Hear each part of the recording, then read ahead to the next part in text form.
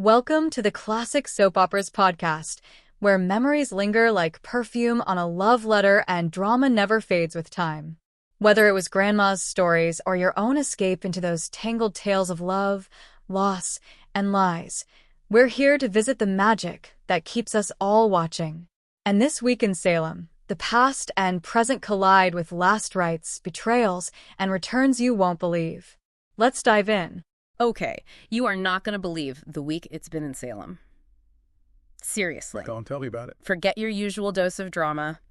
We are talking last rites being read, confrontations turning violent, and a return that's, well, already shaking things up quite a bit. Yeah. That week of May 19th, 2025, you're going to want to mark that down because Days of Our Lives just shifted into a whole new gear. Absolutely. We've been digging into all the reports coming out of Salem, covering this week and what happened right after. And what we're seeing is this intricate web of storylines, but with real, actual emotional stakes. Right. So our plan here is really to give you the inside track, the moments that'll make you gasp, maybe some twists you didn't see coming, and what it all might mean for the characters you love or, love to hate. Think of it as your VIP pass to the absolute chaos unfolding. Exactly. Total chaos. Okay, let's just dive right in because this is the big one everyone's talking about. Bo Brady.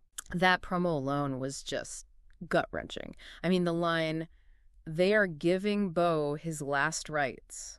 Wow. It doesn't get much heavier than that. It really doesn't. It signals, a truly critical point. The reports are definite. Bo's condition is dire, and yes, last rites were administered. Gosh. And what's really driving the intensity now is this desperate, almost frantic search for a cure. Sean and Steve are leading it. You can really feel the clock ticking, can't you? Oh, absolutely. And the emotional fallout. I mean, just imagine.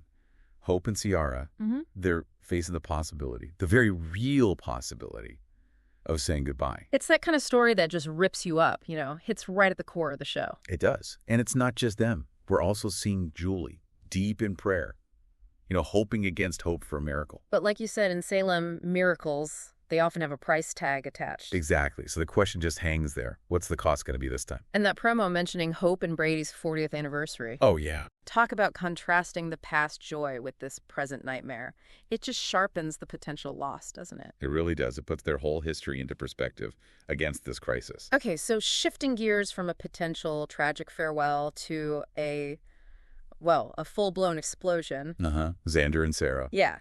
Apparently, Xander finally found out Sarah knew about Philip forging that letter from Victor. Yep.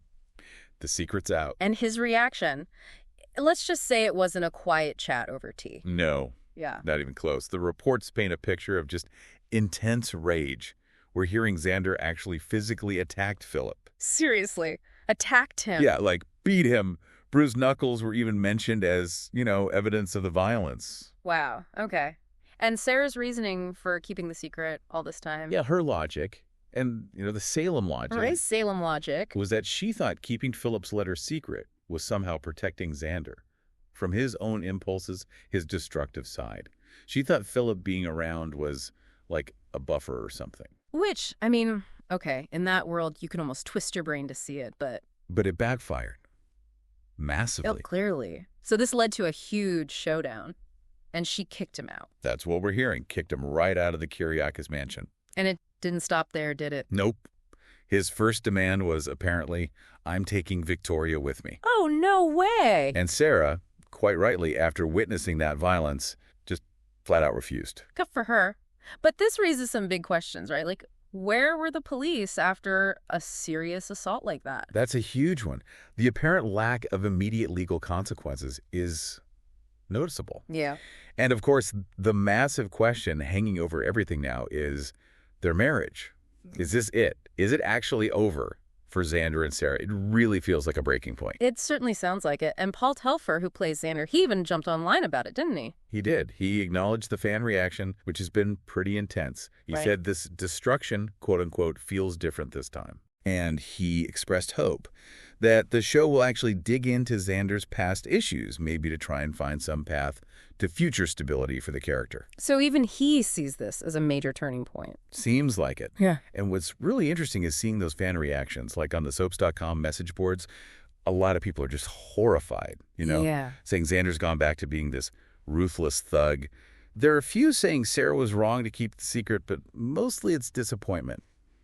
Concern about where he goes from here. It really makes you wonder, after something like this, can he actually be redeemed in Sarah's eyes, or even for the audience? That's the million-dollar question, isn't it? Well, speaking of stirring things up, Ariana Horton is back in Salem. She is.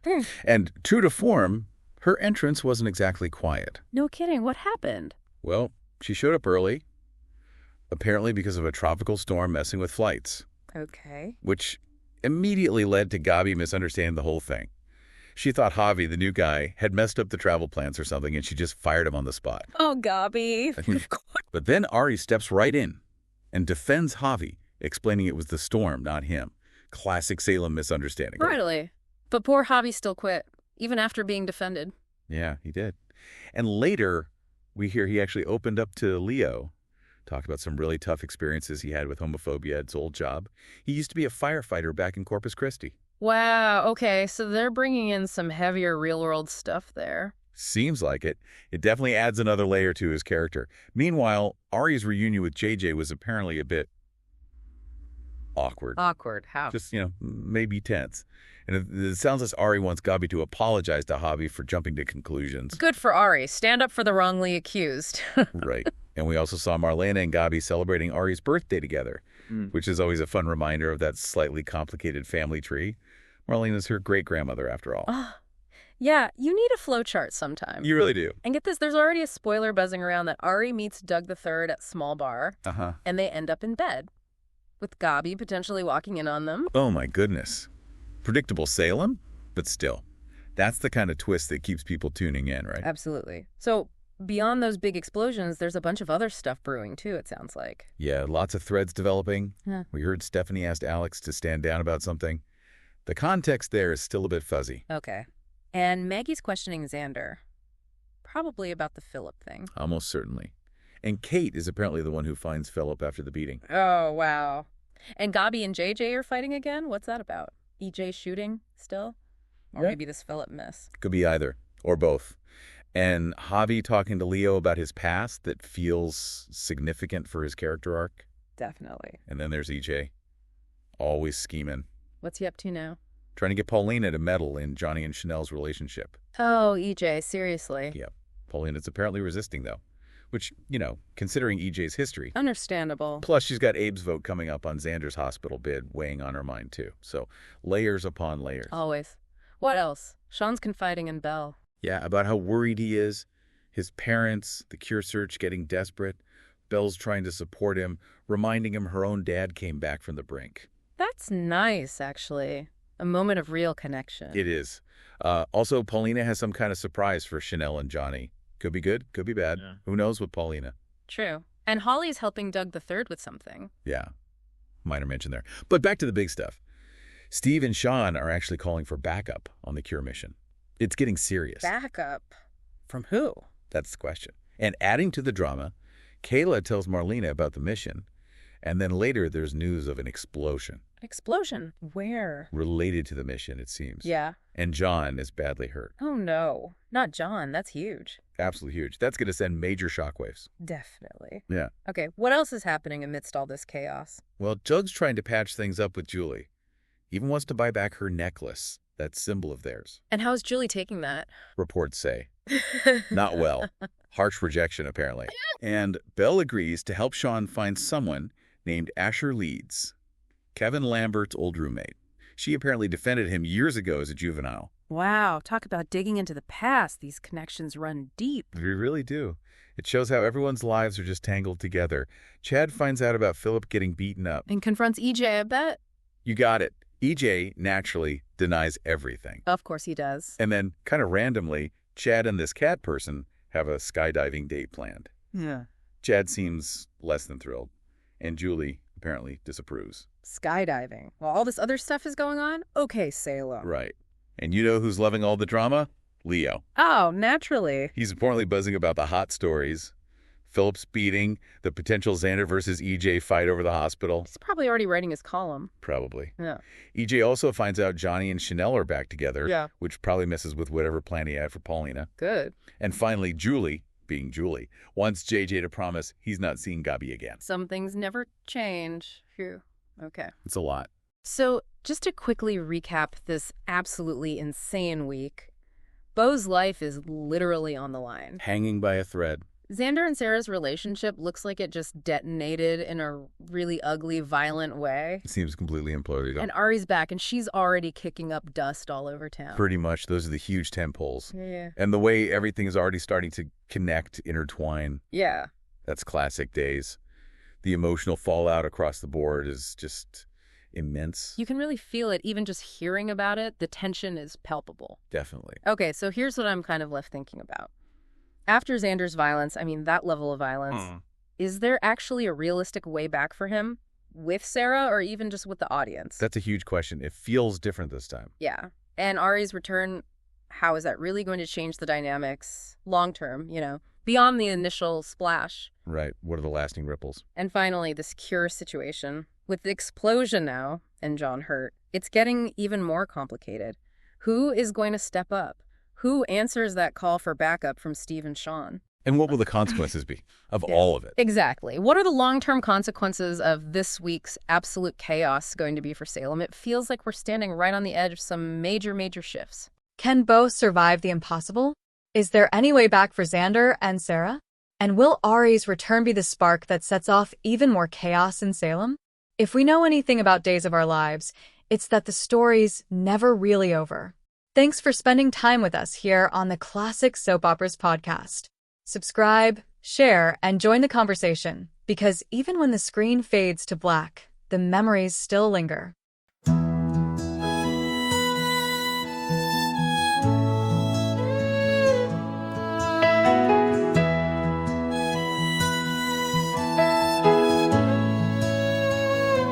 Old wood floor and window light, fan humming low and slow. She had her stories memorized like hymns from long ago. Crocheting on the armrest, remote in hand like gold.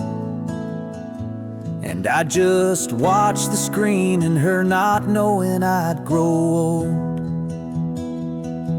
I learned about heartache when she cried at the TV. Said, baby, sometimes real life hurts just like you see. She taught me love could lose its way and still come home somehow. And I still hear her whisper when I need that comfort now. I still hear that theme song in my mind, a melody that holds a place in time, where secrets whispered low and hearts would fall apart. And Grandma knew each one like they were carved into her heart. Now the show goes on, but not the same, without her voice, without her name. And every afternoon feels quiet, cold, and long, since the one I watched them with is gone.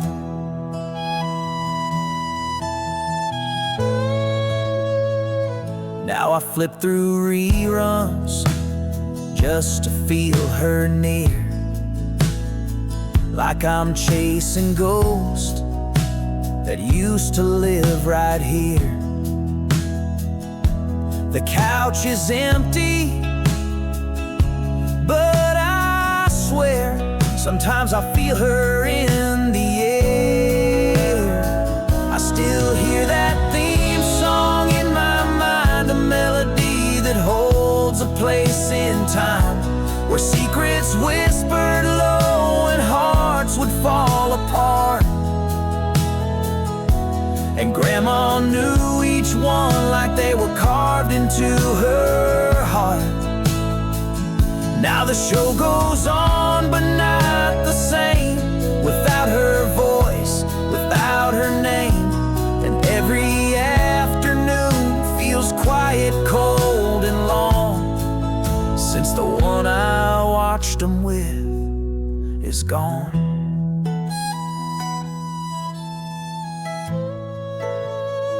She said, just like sands through the hourglass, dear. And now I see those days disappear.